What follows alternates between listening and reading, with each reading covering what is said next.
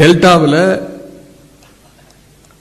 விவசாயிகளுக்கு ஆதரவாக நம்முடைய தலைவர் சொன்னதன் பேரில் தஞ்சாவூர்ல போய் ஒரு போராட்டத்தில் கலந்து கொண்டு பேசினேன். கிட்டத்தட்ட 22 நிமிஷம் பேசியிருக்கிறேன்.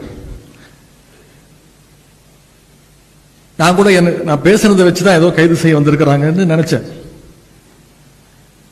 அன்னைக்கு காலையில் 8 மணிக்கு காவல்துறை என்னுடைய வீட்டுக்கு வந்தாங்க. அப்புறம் பேப்பர் படிச்சுட்டு இருந்தேன், தொலைக்காட்சி பார்த்துட்டு இருந்தேன். என்னுடைய உதவியாளர் வந்து சொன்னார், இந்த மாதிரி தஞ்சாவூர்ல இருந்து வந்திருக்கிறாங்க போலீஸ்.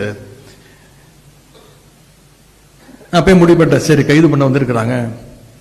நான் உடனே யோசிச்சு பார்த்தேன், நேற்று என்னெல்லாம் பேசினேன். டம்மி முதலமைச்சர்னு சொன்னேன்.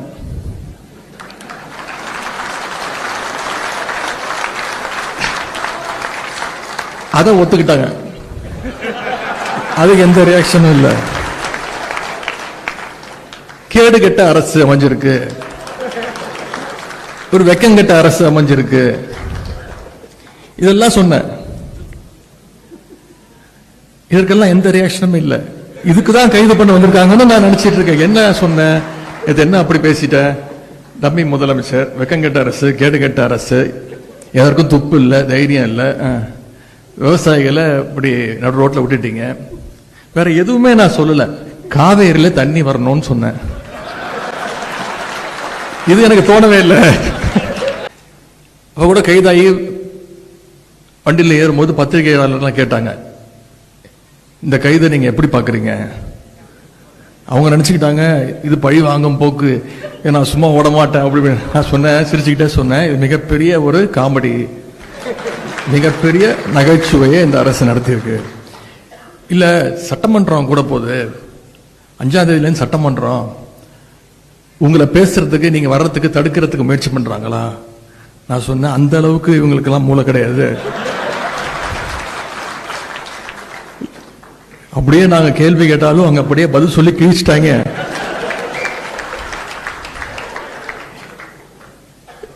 யாரு அமைச்சர்னு யாருக்குமே தெரியாதுங்க, யாரு சட்டமன்ற உறுப்பினர் இப்ப வரைக்கும் யாருக்குமே தெரியாது. ஏன்னா வேற ஒரு துறைக்கு நம்ம பதில் கேட்டோம்னா வேற ஒரு துறை அமைச்சர் பதில் சொல்றாரு. ஒரு படத்துல வரும்ல, நாம ஒரு கேள்வி கேட்டா நம்மளே ஆச்சரியப்படுற அளவுக்கு ஒரு பதில் சொல்லுவான் பாருங்க அப்படிங்கிற மாதிரி.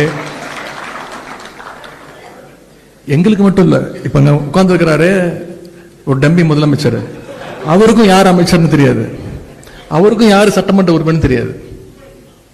அப்படிதான் இன்னைக்கு அந்த சட்டமன்றம் நடந்துட்டு இருக்கு. இன்னைக்கு தொலைக்காட்சியில் நீங்க அத்தனை பேரும் லைவ்ல பார்த்துட்டு இருக்கீங்க. பொதுவா மற்ற இயக்கங்கள்லாம் ஒரு கைது விஷயம்னா ரொம்ப சீரியஸ் ஆயிடுவாங்க. ஆனா மிசா, எமர்ஜென்சி, இதையெல்லாம் பார்த்த திராவிட முன்னேற்ற கழகத்துடைய கலைஞருடைய உடன்பிறப்புகள் இதற்கெல்லாம் நம்ம பயப்பட மாட்டோம். இந்த கைதுங்கிறதுலாம் ரொம்ப ஒரு சாதாரண மேட்டரா நம்ம எடுத்துட்டு போயிட்டோம். அதே மாதிரி சொல்லி அடிக்கிற மாதிரி தஞ்சாவூர் போறதுக்குள்ள என்னுடைய கைது நடவடிக்கையை நீதிமன்றம் மூலமாக ரத்து செய்ய வச்சதும் நீங்க தான். ரொம்ப முக்கியமா ஆளுங்கட்சியே போய் கோர்ட்ல போய் சொன்னாங்க, எதிர்கட்சி தலைவரை போய் கைது பண்ற ஐடியாலாம் எங்களுக்கு இல்ல,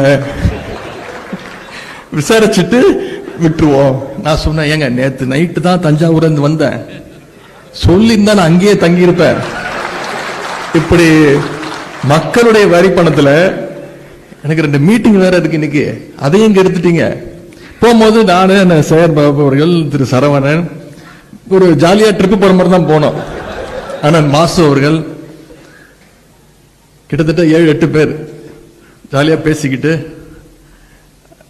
சொன்னேன் உங்ககிட்ட, இந்த மாதிரி ஒரு மக்கள் வரி பணத்துல ஒரு ரோட் ஷோ, அது போற வழி எல்லாம் நம்முடைய உடன்பிறப்புகள் அங்கங்கே என்னுடைய வழியை மறிச்சு கரெக்டா என்ன நான் கொடுக்கணுமோ கொடுத்துட்டு இருந்தேன். காஃபி, டீ, ஜூஸ் எல்லாம் எங்களுக்கு இல்ல, எந்த காவல்துறை அதிகாரிகளுக்கும் சேர்த்துதான்.